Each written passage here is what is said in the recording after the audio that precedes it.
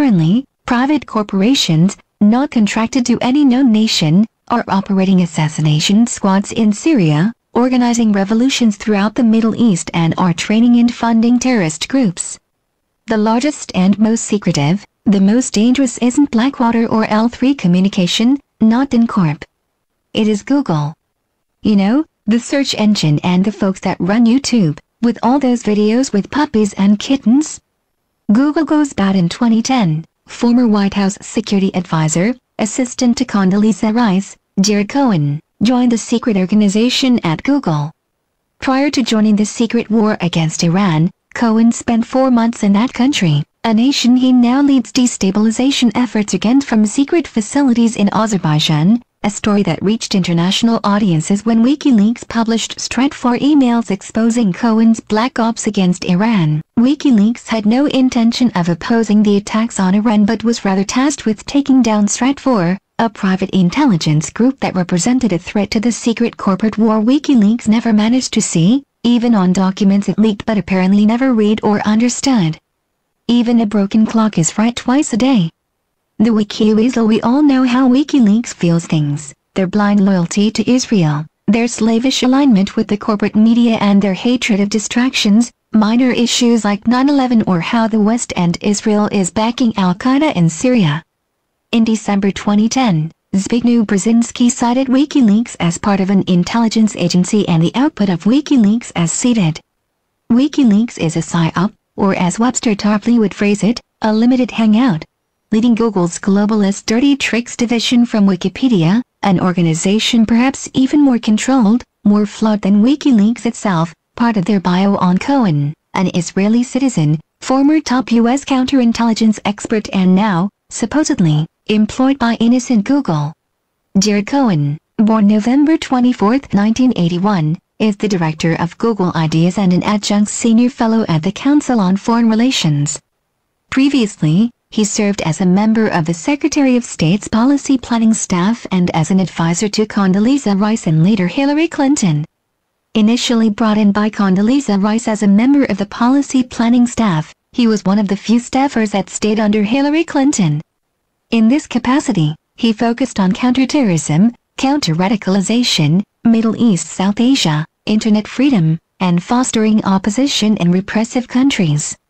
According to the New York Times Magazine, Cohen was one of the principal architects of what became known as 21st century statecraft. In 2013, Cohen was named by Time magazine as one of its 100 most influential people. We will cover how Stratfor exposed Cohen's operations, which now spread across the Middle East and into Africa, but more background on Google, the secret threat more powerful, better funded and more dangerous than the NSA could ever be. At one point, even Julian Assange cited Cohen and his work as banal, and accusing Cohen of failing to understand the titanic centralizing evil they are constructing.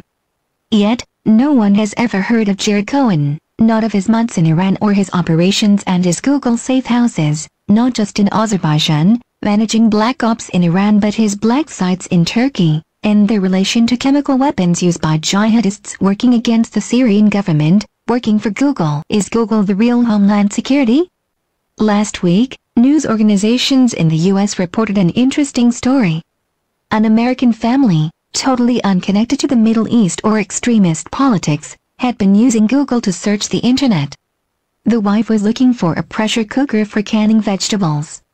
The husband was planning an outdoor vacation and was looking for a backpack. 6 Homeland Security commandos showed up at their door, not sent there by the NSA but by Google. Who is Google? In the wake of the excesses of the NSA, the Snowden scandals, one threat remains unexposed, one that operates on a scale even larger than the NSA, with more access and, as we have learned, not just the largest information vacuum cleaner in the world, but a private military and intelligence agency answerable to no known government. When you search the internet, you profile yourself, not just for targeted advertisements, but, as we see above, for surveillance, for the lists, perhaps enemies of the state, based on your purchases, your interests or your reading habits. Google tracks it, Google analyzes it and Google sends the goons to your door. Who needs a government police state? Who needs the NSA? Who is Google?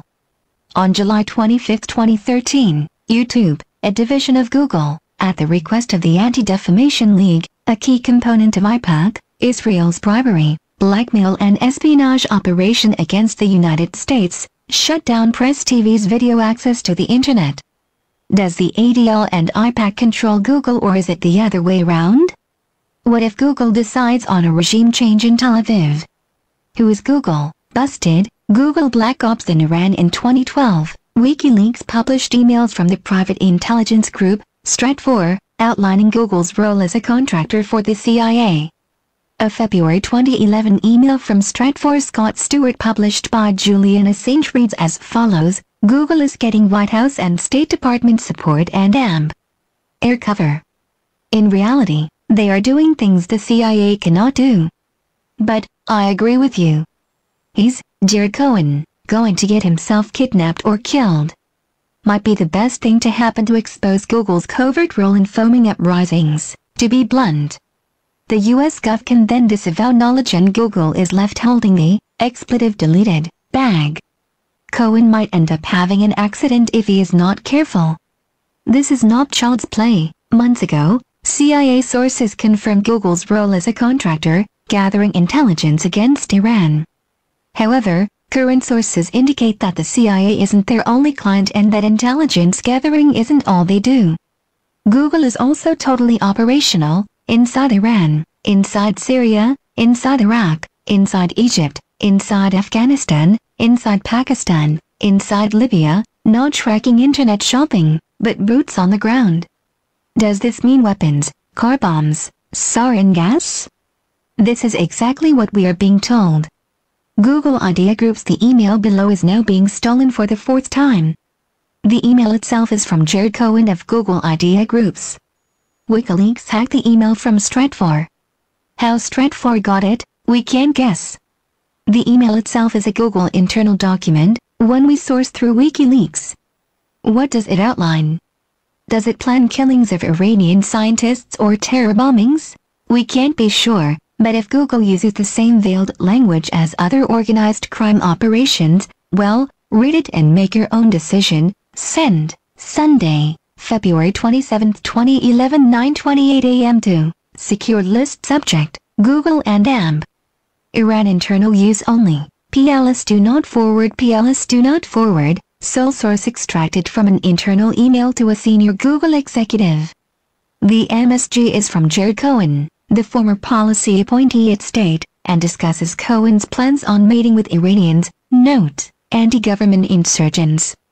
I wanted to follow up and get a sense of your latest thinking on the proposed March trip to UAE, Azerbaijan, and Turkey. The purpose of this trip is to exclusively engage the Iranian community to better understand the challenges faced by Iranians as part of one of our Google Ideas groups on repressive societies. Here is what we are thinking. Drive to Azerbaijan-Iranian border and engage the Iranian communities closer to the border. This is important because we need the Azeri-Iranian perspective. Google, beyond borders, beyond the law. Analysts tell us that Google is the operational intelligence and strategic planning agency for the New World Order. How can a small operation, barely $50 billion in revenue a year, broad access to the personal data of almost everyone on Earth, directly align the world power centers? How could they do all of this? Better yet, how could they do it unseen, even by their own stockholders? Sometimes we forget.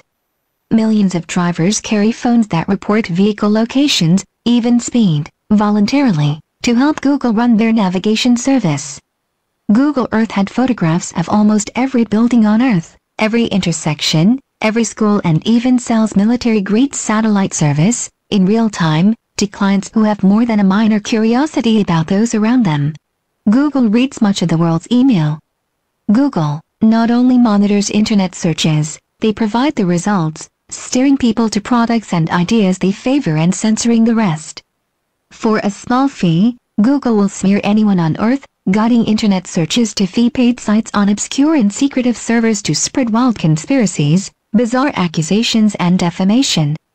Google runs YouTube, a site of vast power that has done more to mislead and censor than any other website on the internet, with the exception of Google's other sites, in particular, Google News. Now, even the CIA is distancing themselves from Google's global operations, now believed closely aligned with a group known to many as Al-Qaeda. Is anyone really surprised? This article by Gordon Duff for Press TV.